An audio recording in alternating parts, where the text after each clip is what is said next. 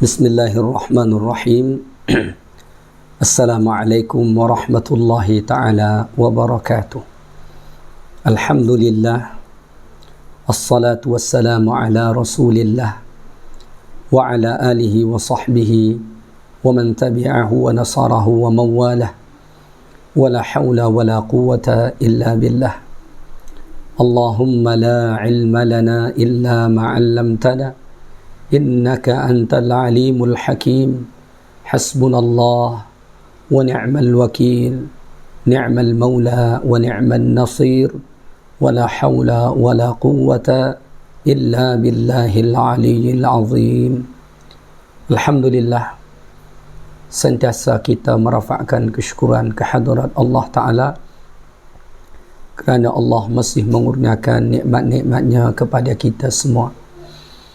Datuk-datuk, datin-datin, tuan-tuan dan puan-puan, muslimin dan muslimat, jemaah surau Al-Mawaddah yang dikasihi lagi dirahmati Allah Ta'ala sekalian.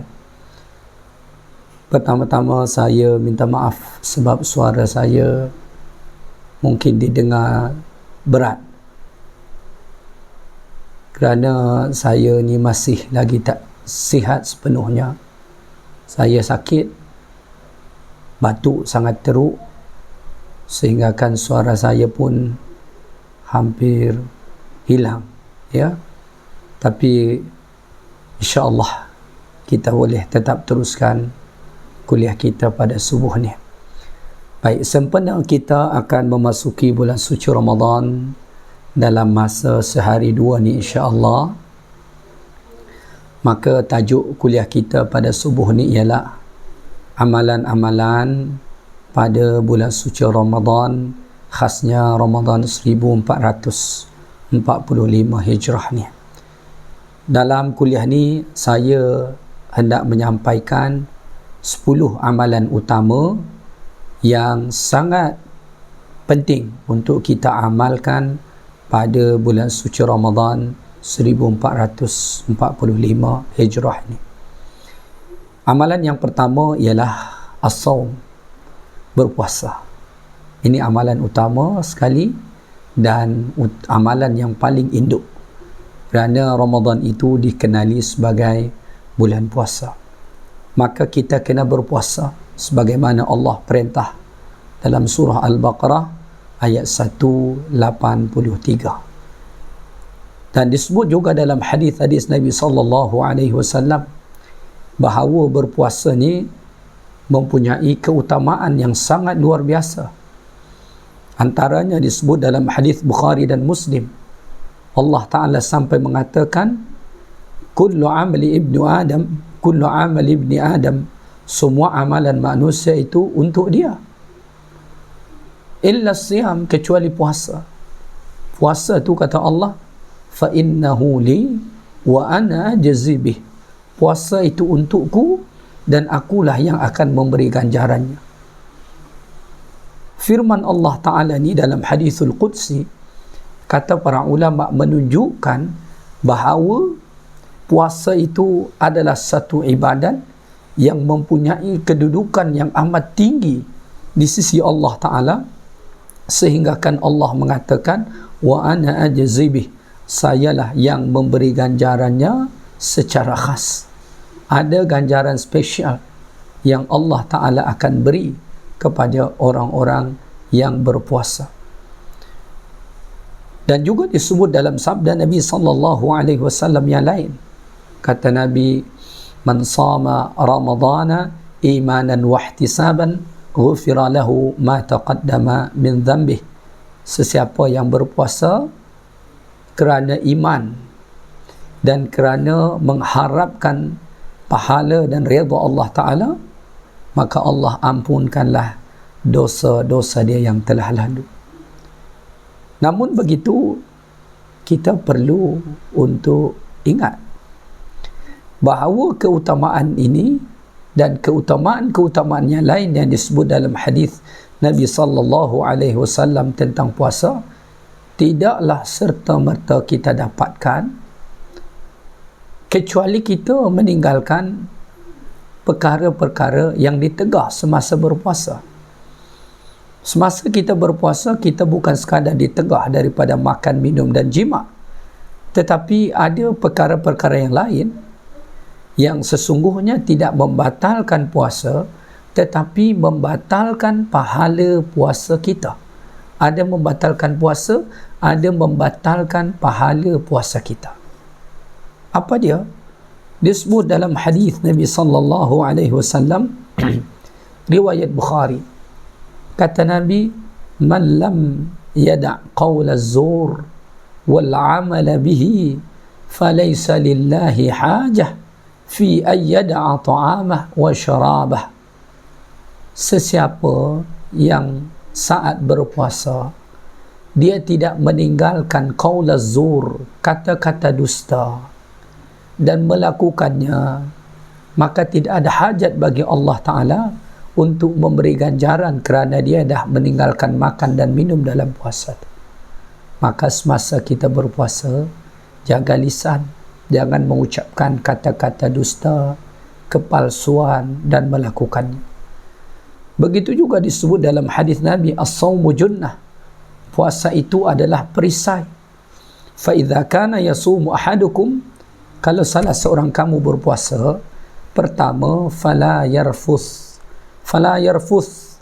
jangan mengucapkan kata-kata yang dapat membangkitkan syahwat, ya, jangan mengucapkan kata-kata, mohon maaf, lucah. Wala yafsuq, jangan melakukan kefasikan. Wala yajhal, jangan melakukan perkara-perkara yang tak bernilai.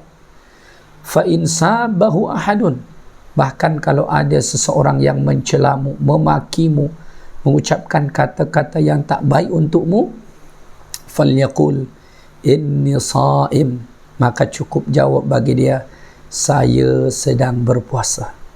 So ini amalan yang pertama yang mesti kita lakukan semasa bulan Ramadan, iaitulah berpuasa. Amalan yang kedua, minta maaf saya minum. Amalan yang kedua ialah al-qiyam, iaitulah sembahyang tarawih. Ya, sembahyang tarawih ni spesial, hanya ada pada bulan Ramadan saja. Tahajud, witir, duha, rawatib dan lain sebagainya ada tiap-tiap hari. Tetapi tarawih, ya, tarawih hanya ada pada bulan Ramadan saja, malam-malam Ramadan saja. Maka selain kita berpuasa pada siang hari, malam hari usahakan untuk sentiasa melaksanakan sembahyang tarawih secara berjamaah. Nabi sallallahu alaihi wasallam bersabda dalam hadis Bukhari dan Muslim, "Man qama Ramadan imanan wa ihtisaban ghufira lahu ma taqaddama min dhanbih." Sesiapa yang qiyam Ramadan, artinya dia melaksanakan salat pada malam Ramadan, antaranya sembahyang tarawih, imanan wa ihtisaban, kerana iman dan kerana mengharap pahala dan redha Allah Ta'ala, ghufira lahu ma taqaddama min dhanbih, maka diampunkanlah dosa-dosa dia yang telah lalu. Ya, maka malam-malam Ramadan itu hidupkanlah ia dengan solat. Ya, hidupkanlah ia dengan solat. Yang antara yang paling utama adalah sembahyang tarawih, ya, dan juga solat-solat sunat yang lain tentunya. Namun ada satu perkara yang penting untuk diingatkan. Kalau sembahyang tarawih, usahakan ikutlah imam daripada awal hingga akhir. Kalau misalnya kita nak sembahyang, katalah 23 rakaat, maka mungkin kita boleh memilih surau ataupun masjid yang buat 23. Ya. Kalau misalkan kita nak 11, pilih dekat surau yang 11. Kalau boleh, Jangan kita nak 23, tetapi kita sembahyang dekat surau yang buat 11. Ketika imam selesai 8 rakaat tarawih, kita pergi keluar, pergi surau lain, kerana ingin menyempurnakan tarawih hingga ke 20 rakaat. Kita perlu ikut imam awal sampai akhir. Awal sampai akhir tu mulai daripada rakaat pertama hinggalah rakaat terakhir. Kalau imam terus memimpin witir, kita ikut sampailah witir. Ini berdasarkan sabda Nabi sallallahu alaihi wasallam yang diriwayatkan oleh Ahlus Sunan, "Man qama ma'a imamihi hatta yansarifa kutiba lahu qiyamul lailah." Sesiapa yang salat bersama imam sehinggakan imam selesai sepenuhnya daripada salat tu, maka dituliskanlah bagi dia pahala salat satu malam penuh. Oleh kerana itulah, usahakan sembahyang tarawih ikut dengan imam hinggalah ke akhir. Jangan ikut setengah-setengah saja. Walaupun tentu tidak berdosa, tetapi kalau kita inginkan keutamaan tu, maka ikutilah imam daripada rakaat pertama hinggalah rakaat terakhir. Amalan yang ketiga yang sangat penting untuk kita lakukan pada bulan Ramadan ialah as-sadaqah, bersedekah. Sangat digalakkan kita untuk bersedekah pada bulan suci Ramadan, ya. Nabi sallallahu alaihi wasallam bersabda, "Afdalus sadaqah sadaqah fi Ramadan. Afdalus sadaqati sadaqatun fi Ramadana." Hadis riwayat Imam At-Tirmidzi dari Anas bin Malik. Kata Nabi, seafdal sadaqah ialah sedekah pada bulan Ramadan. Ternyata antara perkara yang mempengaruhi ganjaran ibadat yang kita lakukan itu ialah waktu ataupun masa. Sedekah bila-bila masa ada ganjaran dia, tinggi ganjaran dia.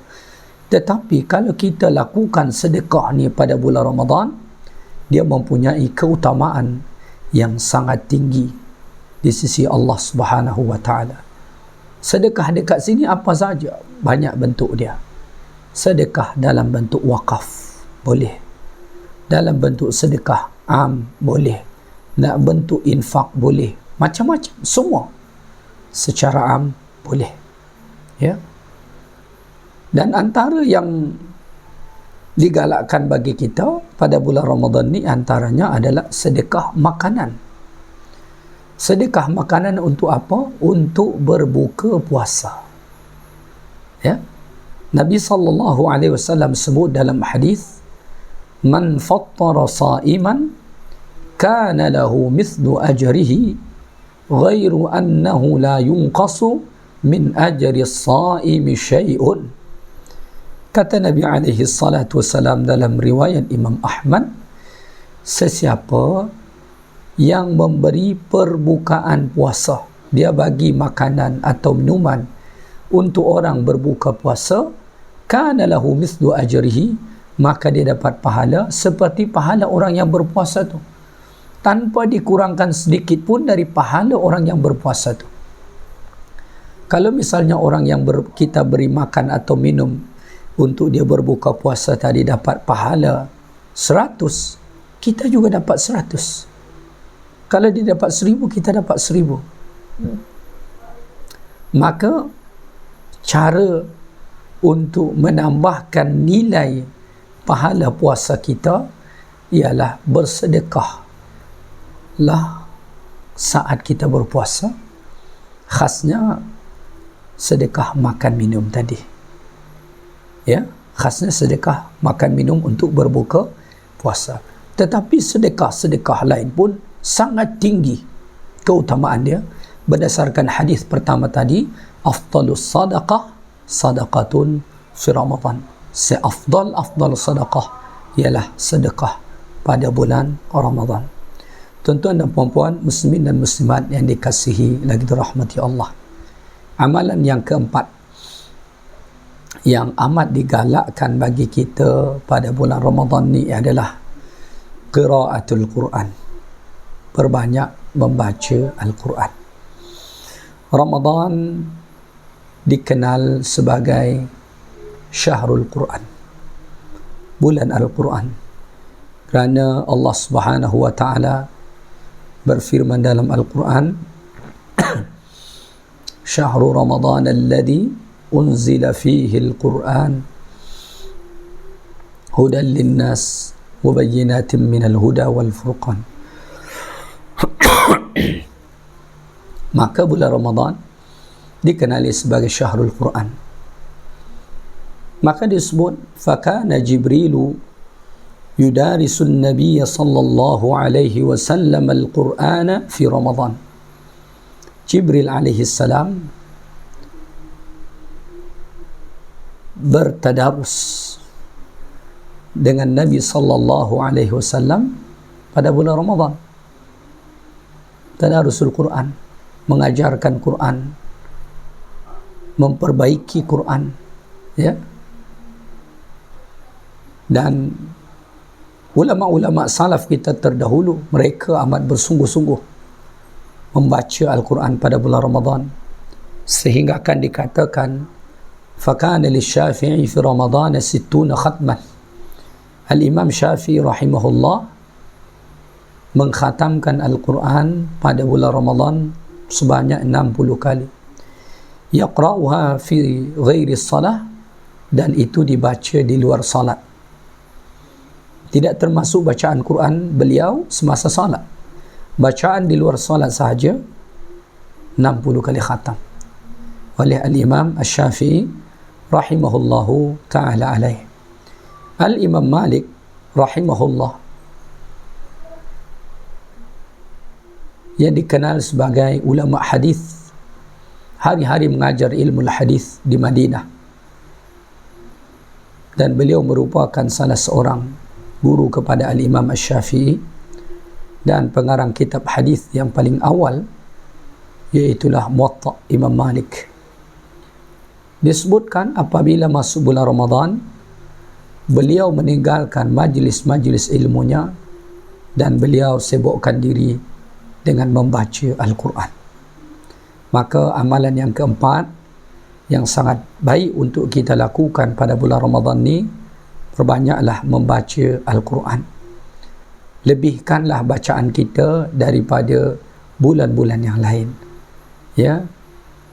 Cuma perlu diingat, yang diperhatikan bukan sekadar banyak, tetapi juga bagaimana kualiti bacaan.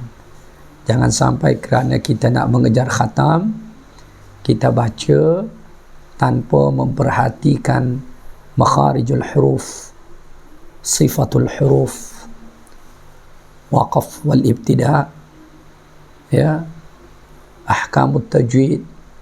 Jangan sampai kita melalaikan itu semua. Bacalah Quran sebanyak-banyaknya pada bulan Ramadan, tetapi juga kita perlu jaga kualiti daripada bacaan kita, ya.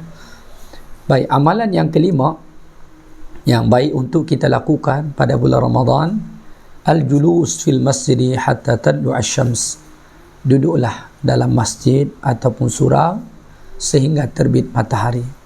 Kalau kita datang sembahyang subuh, tak ada apa-apa keperluan untuk balik awal, maka usahakanlah duduk tetap di surau ataupun masjid hingga terbit matahari yang kita kenal dengan waktu isyraq, ya. Lalu apabila dah masuk waktu syuruq dan matahari telah pun naik lebih kurang setinggi satu galah, maka lakukanlah salat 2 rakaat. Disebut dalam hadis At-Tirmidzi, man shalla al-fajr fi jama'atin thumma qa'ada yadhkurullah hatta tadlu'a asy-syamsu thumma shalla rak'atain kanat lahu ka'ajri hajjatin wa umratin tammatan tammatan tammatan. Sesiapa yang melaksanakan solat subuh berjamaah, kemudian ia duduk dekat surau ataupun masjid, berzikir kepada Allah sehingga terbitlah matahari, kemudian ia sembahyang 2 rakaat. Ini yang kita kenal dengan solat isyraq. Selepas terbit matahari, naik lebih kurang setinggi 1 galah, lebihkan lebih kurang 10 hingga 15 minit, maka dia dapat pahala seperti haji dan umrah sempurna, sempurna, sempurna. Maka usahakan kita dah sahur, tak perlu sarapan pagi lagi, maka duduk tetaplah dekat masjid ataupun surau hingga masuk waktu isyraq. Amalan yang keenam yang sangat baik untuk kita lakukan ialah i'tikaf, terutama pada penghujung Ramadan nanti. Kana Rasulullah sallallahu alaihi wasallam ya'takifu fi kulli Ramadan fa idza shalla al-ghada dakhala makanahu alladhi i'takafa fihi. Ya, dalam riwayat Aisyah, Rasulullah SAW beriktikaf pada tiap-tiap Ramadan. Apabila Nabi sudah selesai daripada sembahyang subuh, maka Nabi akan masuk ke tempat baginda beriktikaf. Dalam hadis yang lain disebutkan anna Nabi sallallahu alaihi wasallam kana ya'takifu al-ashr al-awakhir fi Ramadan hatta tawaffahu Allah azza wa jalla thumma i'takafa azwajuhu min ba'dih. Nabi sallallahu alaihi wasallam i'tikaf pada 10 akhir Ramadan sehingga baginda diwafatkan Allah Ta'ala. Kemudian selepas itu isteri-isteri baginda juga beriktikaf mengikuti apa yang dilakukan Nabi sallallahu alaihi wasallam. Maka berdasarkan 2 hadis yang tadi, pada bulan Ramadan sangat digalakkan kita i'tikaf pada bulan Ramadan, terutama pada 10 akhir. Tetapi kita jangan silap, jangan kita ingat galakan i'tikaf itu hanya pada 10 akhir Ramadan sahaja. Tidak, sepanjang Ramadan kita digalakkan untuk i'tikaf, dan ada pengkhususan pada 10 akhir. Ya, pengkhususan pada 10 akhir itu nanti dia ada berkait dengan Lailatul Qadar. Tetapi i'tikaf kita digalakkan sepanjang bulan suci Ramadan. Ya, maka kalau kita tidak banyak kesibukan dekat luar, maka sentiasalah berada di masjid ataupun surau untuk kita beriktikaf di sana. Ya. Baik, amalan yang ketujuh yang digalakkan bagi kita pada bulan Ramadan ialah al-umrah fi Ramadan. Bagi tuan-tuan dan puan-puan yang ada rezeki, ada kesempatan, pilih umrah pada bulan Ramadan ni. Ya. Kalau rezeki banyak lagi, tajak orang untuk pergi umrah. Ganjaran dia sangat-sangat besar. Ya. Disebut dalam hadis Nabi sallallahu alaihi wasallam bahawa umratun fi Ramadan ta'dilu hajjah. Umrah pada bulan Ramadan, pahala dia mengimbangi haji. Ada disebut dalam riwayat yang lain lagi, suatu ketika Nabi pergi jumpa seorang wanita. Nabi jumpa seorang wanita Lalu Nabi tanya kepada dia, mengapa kamu tidak ikut haji? Lalu wanita ini menjawab kepada Nabi SAW. Dia kata, ya Rasulullah, kami ni hanya ada 2 unta saja. Satu dah dibawa suami saya dan anak saya untuk pergi haji. Yang lagi satu unta dekat sini kami gunakan untuk ambil air. Jadi wanita ini menyatakan dia tak pergi haji sebab tak ada kenderaan waktu itu. Mereka hanya ada 2 unta, satu dah dibawa suami dia dengan anak untuk pergi haji, lagi satu kena tinggal sebab untuk keperluan mengambil air. Lalu Nabi SAW bagi tahu kepada wanita itu, kata Nabi, kalau masuk bulan Ramadan, pergilah haji. Kerana berhaji pada bulan Ramadan, ta'dilu hajjata ma'i. Ta'dilu hajjatan ma'i. Ia mengimbangi pahalanya, mengimbangi berhaji denganku. Jadi ada 2 riwayat tentang keutamaan umrah pada bulan Ramadan. Dalam satu riwayat dikatakan menyamai pahala haji. Lagi satu Nabi sebut menyamai pahala haji denganku. Ni yang spesial tu. Menyamai pahala haji denganku. Saya nak beri satu analogi untuk tuan-tuan dan puan-puan sekalian. Kalau ada ustaz terkenal, contoh, ada tokoh terkenal, contohnya, membuat pengumuman umrah ataupun haji di bawah bimbingan beliau, agaknya ramai tak orang nak join. Agaknya ramai tak orang nak join. Saya ingat ramai kan? Sebab apa? Sebab orang percaya dengan dia. Kemudiannya orang meyakini keilmuan dia. Ada kelebihan lagi, dia ni terkenal. Mungkin oleh kerana alasan-alasan tu, orang akan ramai ikut. Selalunya begitulah. Ni umrah pada bulan Ramadan. Kalau kita pergi umrah pada bulan Ramadan, pahala dia seperti kita haji dibimbing Nabi SAW. Kita tak mungkin dapat berhaji di bawah bimbingan Nabi.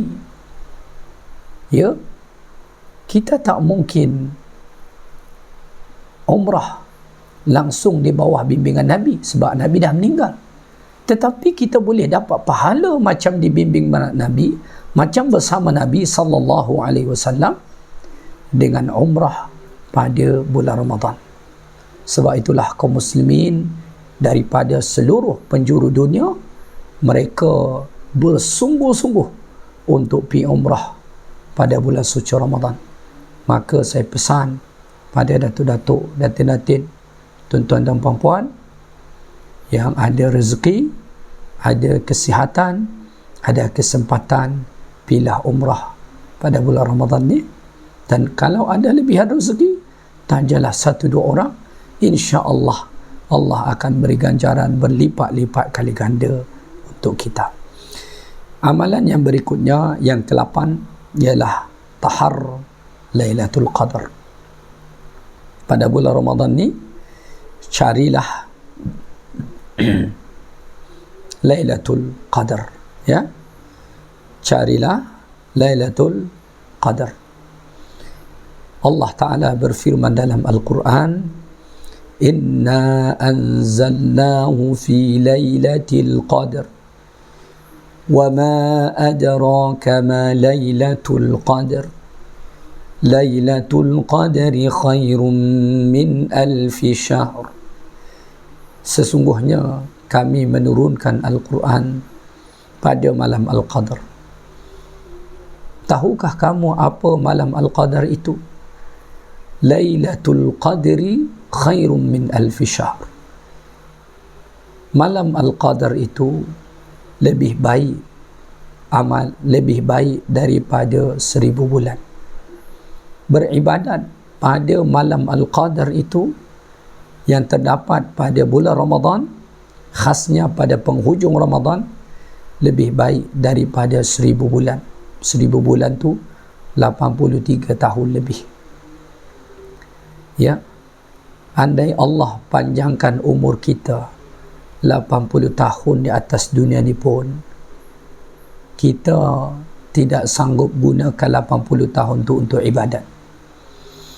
Maka ada orang yang Allah panjangkan umur dia sampai 80 tahun, tetapi yang jadi ibadat hanya mungkin 10 tahun. Ya, bahkan ada yang kurang daripada itu. Jadi setengah daripada umur kita pun sehingga tak sampai yang kita gunakan untuk ibadat. Kalaulah ada orang berusia 60 tahun hari ini, saya ingat yang jadi ibadat tak sampai 30 tahun pun. Ya, saya ingat tak sampai 30 tahun pun yang jadi ibadat. Selebihnya kita habiskan untuk bukan ibadat. Tetapi kalau kita menghidupkan satu malam ni yang dikenali sebagai Lailatul Qadr, Allah Ta'ala beri ganjaran kepada kita seolah-olah kita beribadat selama 83 tahun lebih ataupun 1000 bulan. Ini kita tidak temui pada malam-malam yang lain kecuali pada Lailatul Qadr. Nabi sallallahu alaihi wasallam bersabda dalam hadis Bukhari dan Muslim, "Man qama Lailatul Qadr imanan wa ihtisaban ghufira lahu ma taqaddama min dhanbih." Sesiapa yang beribadat menghidupkan Lailatul Qadar kerana iman dan mengharap pahala dan redha Allah, diampunkan dosa-dosa dia yang telah lalu. Ya.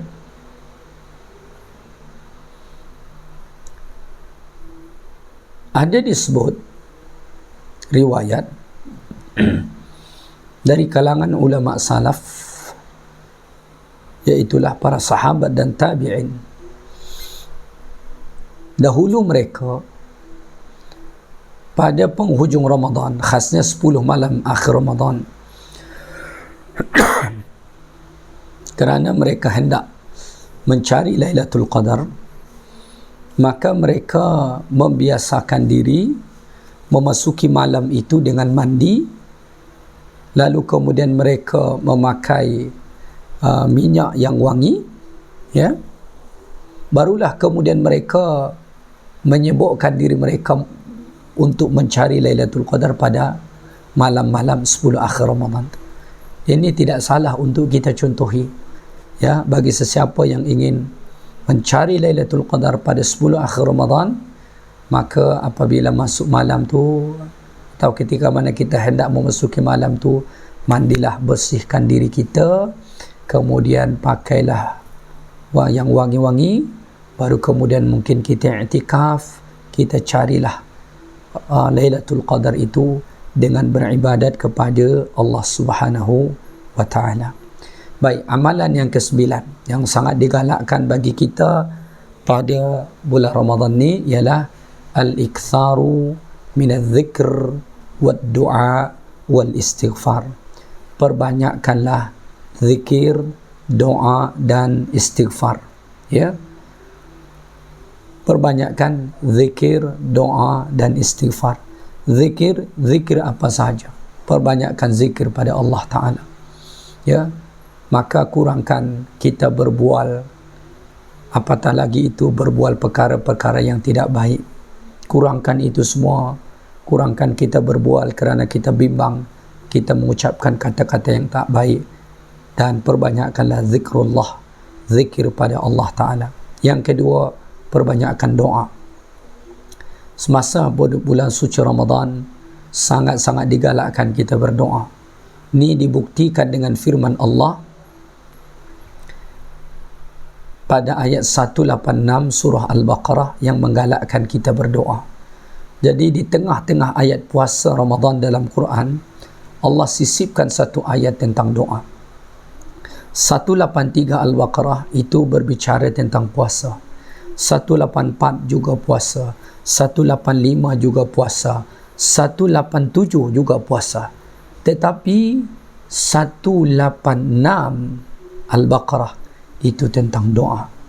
Kenapa Allah letak ayat doa di tengah-tengah ayat puasa? Kata para ulama, kerana itu Allah, melalui itu Allah hendak memberi isyarat bahawa ketika mana kita berpuasa sangat-sangat digalakkan untuk berdoa, terutamanya ketika kita hendak berbuka puasa. Maka disebut falisaimi 'inda fitrihi da'watun la turad. Bagi orang yang berpuasa ketika hendak berbuka, ada satu kesempatan bagi dia untuk berdoa, dan kalau dia berdoa saat itu, doa dia tidak akan ditolak Allah Ta'ala. Kemudian perbanyak juga istighfar, terutamanya pada waktu sahur. Selain kita makan sahur, perbanyak istighfar pada waktu sahur itu. Allah Ta'ala sebut dalam Al-Quran, antara ciri orang-orang yang masuk syurga, satu daripada ciri mereka, kata Allah, wabil ashari hum yastaghfirun, mereka beristighfar kepada Allah Ta'ala pada waktu sahur. Maka selepas kita makan sahur, mungkin masih berbaki beberapa minit sebelum masuk waktu subuh, maka gunakanlah itu untuk kita istighfar sebanyak-banyaknya kepada Allah Subhanahu wa Ta'ala. Yang ke-10, dan ini amalan yang terakhir, iaitulah silaturrahim. Perbanyak silaturrahim. Pi sembahyang tarawih, jumpa dengan ahli qaryah kita. Pi sembahyang berjemaah, jumpa ahli qaryah kita. Pi jumpa adik-beradik kita, hantarlah kurma, hantar minuman untuk adik-beradik kita. Hubungkan silaturahim. Ya, hubungkan silaturahim. Nabi SAW sebut dalam hadis, man sarrahu ayyabsuta fi rizqihi wa yunsa'a fi ajalihi falyasil rahimah. Sesiapa yang hendak, sesiapa yang ingin, suka Allah lapangkan rezeki dia, dan juga Allah Ta'ala panjangkan umur dia, falyasil rahimah, hubungkan silaturahim. Silaturahmi tazidun fil umur. Silaturahim itu menambahkan umur kita. La yadkhulul jannata qati'a rahim. Tidak masuk syurga orang yang memutuskan silaturahim. So itulah 10 amalan-amalan penting yang sangat-sangat baik untuk kita sama-sama amalkan pada bulan suci Ramadan 1445 Hijrah ni. Moga-moga semua amal-amalan yang kita lakukan nanti diterima Allah Subhanahu wa Ta'ala, dan Allah Ta'ala beri kepada kita semua ganjaran yang terbaik. Itu saja kuliah kita pada subuh ni. Moga-moga bermanfaat bagi kita semua. Tapi sebelum saya tutup, pada kesempatan ini saya nak menyampaikan sedikit bahawa progres pembinaan Pondok Qurra'ul Quran, yang mana tuan-tuan dan puan-puan pasti sudah tahu, alhamdulillah pembinaan surau kita telah pun selesai. Sekarang ni kita tengah usahakan membina tempat wuduk, bilik air dan tempat wuduk, dan kita memerlukan kos lebih kurang RM60,000, termasuklah upah tukang dan material yang diperlukan untuk pembinaan itu. Sekarang ni kita baru ada RM3,000 lebih sedikit baki daripada pembinaan surau tu. Dengan baki tu saya dah suruh tukang untuk mulakan saja kerja. So oleh kerana itu saya mempunyai harapan besar, mana tahu ada di antara tuan-tuan dan puan-puan yang hendak menderma, hendak berwakaf So kami sangat-sangat memerlukan itu untuk menyelesaikan pembinaan bilik air dan juga tempat wuduk. Itu saja kuliah kita pada subuh ni. Yang baik daripada Allah Ta'ala, segala yang kurang daripada saya. Subhanakallahumma wa bihamdik, asyhadu an la ilaha illa anta, astaghfiruka wa atubu ilaik. Assalamualaikum warahmatullahi ta'ala wabarakatuh.